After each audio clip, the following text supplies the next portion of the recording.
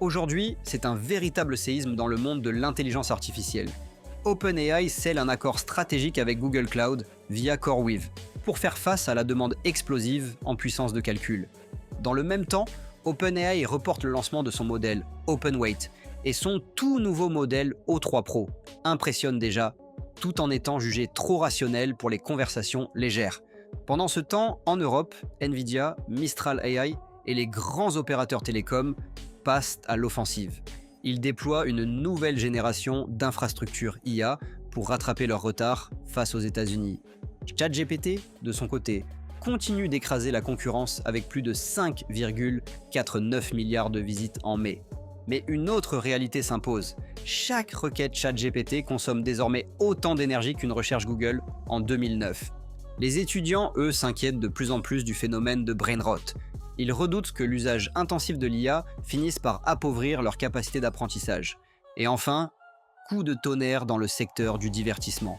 Disney et Universal attaquent Midjourney en justice pour avoir permis la génération d'images de personnages sous copyright. Une guerre juridique majeure est lancée contre l'intelligence artificielle générative. Sur Parlons IA et Tech, on te résume chaque jour l'essentiel de l'actu tech et intelligence artificielle, en moins de 10 minutes. Abonne-toi maintenant, active la cloche et reste à jour sans perdre de temps. Si tu souhaites nous dire merci et encourager la chaîne, pense à devenir membre officiel. C'est ce qui nous permet de continuer à te proposer ce contenu chaque jour. 1. OpenAI, nouvelles alliances, modèles ultra puissants et décisions stratégiques. Pendant que Microsoft reste le partenaire historique d'OpenAI, un accord totalement inattendu vient d'être révélé. Google Cloud va désormais héberger certaines charges de travail en intelligence artificielle pour OpenAI. Au cœur de cette alliance se trouve CoreWeave. Cet acteur clé de l'infrastructure IA va fournir ses processeurs graphiques à Google Cloud. Ces GPU seront ensuite mis à disposition d'OpenAI. Oui, vous avez bien entendu. Google, l'un des concurrents directs d'OpenAI avec son modèle Gemini, accepte de fournir indirectement de la puissance de calcul à ChatGPT par l'intermédiaire de CoreWeave. Mais pourquoi un tel accord? Les besoins en calcul d'OpenAI explosent, littéralement. La firme utilise déjà massivement les data centers de Microsoft Azure. Mais cela ne suffit plus. Grâce à ce partenariat, OpenAI pourra bénéficier de ressources multi-cloud plus flexibles. Cela lui permettra aussi de diversifier ses fournisseurs. C'est un levier stratégique essentiel pour accompagner ses futurs modèles. En parallèle, une autre annonce importante est tombée ce même jour. OpenAI reporte officiellement le lancement de son modèle OpenWeight. Ce modèle très attendu devait sortir à la fin du mois de juin. Il est finalement repoussé à cet été. Pourquoi ce délai? Selon Sam Altman, les équipes d'OpenAI ont réalisé des progrès inattendus et impressionnants sur ce modèle. Ils souhaitent donc prendre le temps de peaufiner ces avancées avant une sortie publique. En clair, OpenAI veut éviter de proposer un modèle open source trop limité ou pas assez fiable. Ce report montre aussi à quel point la course aux modèles puissants et open source s'accélère. La concurrence avec Meta, Mistral et XAI est plus vive que jamais. Mais ce n'est pas tout. En parallèle, OpenAI continue d'améliorer ses modèles propriétaires. Le modèle O3 Pro, lancé récemment, impressionne déjà. D'après les premiers retours, O3 Pro surpasse largement son prédécesseur. Il est bien meilleur en logique, en mathématiques, en éducation et en génération de code. Mais attention, ce modèle est jugé trop intelligent pour les conversations légères. Si vous essayez d'avoir une discussion décontractée avec lui, ses réponses peuvent sembler froides ou trop académiques. En revanche, pour un usage professionnel dans les domaines de la science, de l'éducation ou du développement, O3 Pro est aujourd'hui l'un des meilleurs modèles du marché. En résumé, OpenAI vient de sécuriser un partenariat stratégique avec Google Cloud via CoreWeave. Son modèle OpenWeight est repoussé pour garantir une qualité optimale. Et son modèle O3 Pro franchit un cap impressionnant, notamment pour les usages professionnels. OpenAI poursuit donc sa stratégie avec prudence et ambition dans un marché en pleine effervescence. 2. L'Europe riposte. Nvidia, Mistral et les télécoms bâtissent l'infrastructure IA de demain. Pendant que les géants américains mènent la course mondiale à l'intelligence artificielle, l'Europe accélère à son tour. Jensen Huang, le PDG de Nvidia, a profité du salon Vivatech pour faire plusieurs annonces majeures.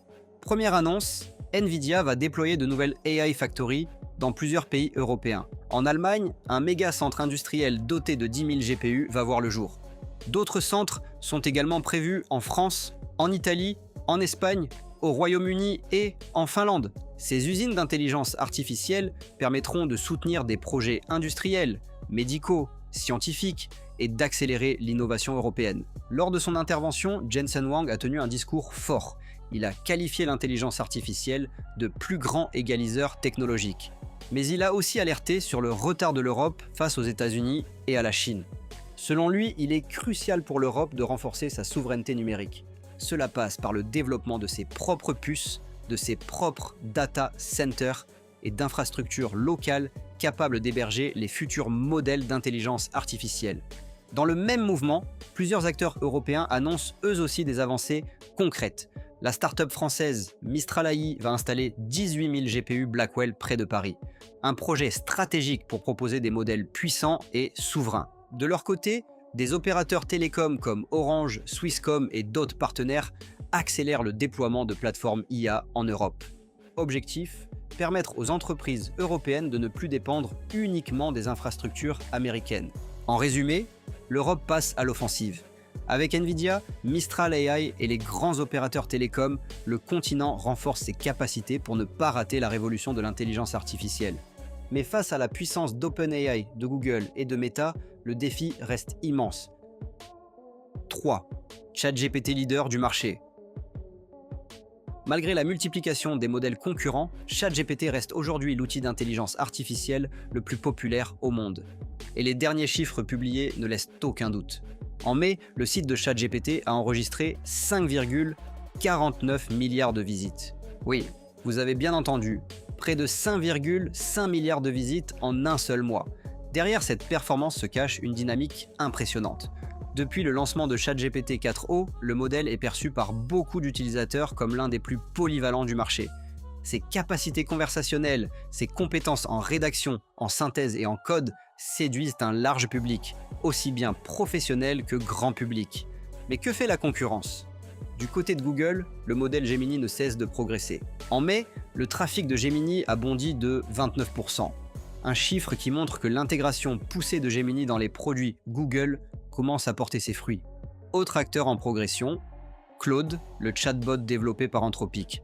Claude enregistre une hausse plus modeste, avec une progression de 4% sur le mois. Claude 4 est notamment salué pour ses réponses nuancées et sa capacité à gérer de longues conversations. Enfin, Perplexity, un outil hybride entre moteur de recherche et assistant IA, affiche une belle croissance de 12%. Sa capacité à fournir des réponses documentées, appuyées par des sources fiables, attire de plus en plus d'utilisateurs soucieux de vérifier leurs informations. Mais même avec ces progressions, l'écart reste colossal. ChatGPT génère aujourd'hui plus de 5 fois plus de trafic que ses principaux concurrents. Un leadership que beaucoup jugent encore très solide pour les mois à venir. Cette domination repose sur plusieurs atouts. Une interface simple et accessible, une communauté d'utilisateurs massive, et surtout, une capacité d'innovation rapide chez OpenAI, qui multiplie les mises à jour et les nouveaux services. Reste maintenant à voir si ce leadership tiendra face à la pression croissante des modèles open source et des nouvelles solutions IA qui arrivent sur le marché. Car une chose est sûre, la bataille des chatbots ne fait que commencer. 4. ChatGPT, une IA énergivore, une requête, la consommation d'une recherche Google en 2009. Derrière la magie de l'intelligence artificielle, il y a une réalité souvent oubliée, son coût énergétique. Et justement, une étude publiée vient de mettre en lumière un chiffre marquant. En moyenne, une seule requête effectuée sur ChatGPT consomme environ 0,34 Wh. Pour vous donner un ordre de grandeur, cela correspond à la consommation électrique d'une recherche Google en 2009. Ce chiffre peut sembler anecdotique, mais lorsqu'on le ramène à l'échelle des milliards de requêtes traitées chaque mois, l'impact devient colossal. Rappelons-le, en mai, ChatGPT a enregistré plus de 5,49 milliards de visites. Même en supposant qu'une partie de ces visites comporte plusieurs requêtes, le volume total d'énergie consommée par l'IA générative est immense. Cette situation soulève plusieurs questions importantes. D'une part, l'empreinte carbone croissante des centres de données. D'autre part, la nécessité de développer des architectures plus sobres et plus efficaces. Aujourd'hui, de nombreuses entreprises du secteur IA travaillent déjà sur ces défis. OpenAI, Google, Nvidia et d'autres cherchent à optimiser la consommation énergétique des modèles. Mais pour l'instant, chaque requête que nous envoyons à ChatGPT pèse bien plus lourd sur le plan énergétique qu'une simple recherche web classique. Ce constat rappelle que l'intelligence artificielle, aussi virtuelle soit-elle, repose sur des infrastructures très concrètes, et que l'enjeu environnemental ne doit pas être oublié dans cette révolution numérique en cours. 5. L'IA rend-elle les étudiants plus bêtes? La peur du brain rot grandit. Si l'intelligence artificielle promet de faciliter notre quotidien, elle commence aussi à inquiéter certains experts, et surtout les étudiants eux-mêmes. Une nouvelle étude relayée par The Decoder met en lumière une crainte croissante dans les milieux académiques.